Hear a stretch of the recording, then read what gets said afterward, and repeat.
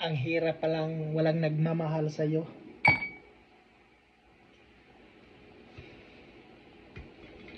Buti na lang, kaibigan ko si Daniel, palaging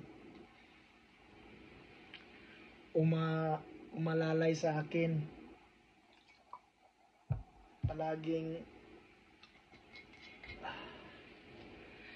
ito lang talaga yung tao na to na hindi tumiwalag sa akin kahit napakahirap ko na, kahit wala akong pera, nagkasakit ako, kahit anong problema sa buhay ko.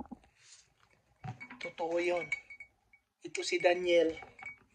Kahit wala akong pera, walang-wala talaga ako. Down na down ako. Palagi talaga tong tao na to malalay sa akin. Kahit kami lang dalawa, wala kaming problema. Basta may pinagsamahan kami nito.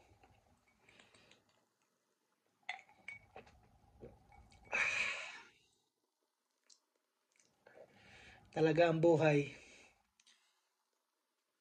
Kaya kayo diyan, mga idol, maghanap kayo ng isang tao na umalalay sa iyo.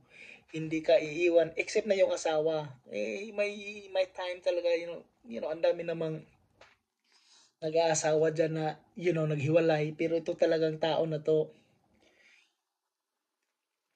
sa hirap at ginhawa nandoon yan, hindi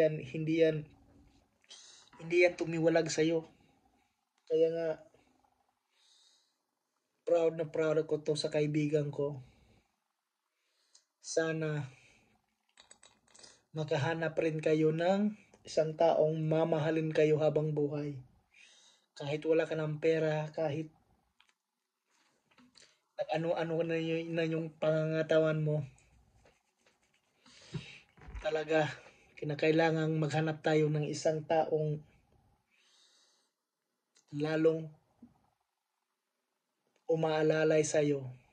Yung down na down ka, parang aanuhin ka, yung hahawakan ka na yung mga kamay and i-lift up ka pataas. Oh, napakasarap na feeling yan. Kaya maghanap kayo dyan. Kahit hindi si Daniel, kahit iba, basta kahit anong pangalan dyan, basta umaalalay sa'yo, walang problema dyan. Daniel, Jack, tinawag ko tong si JD.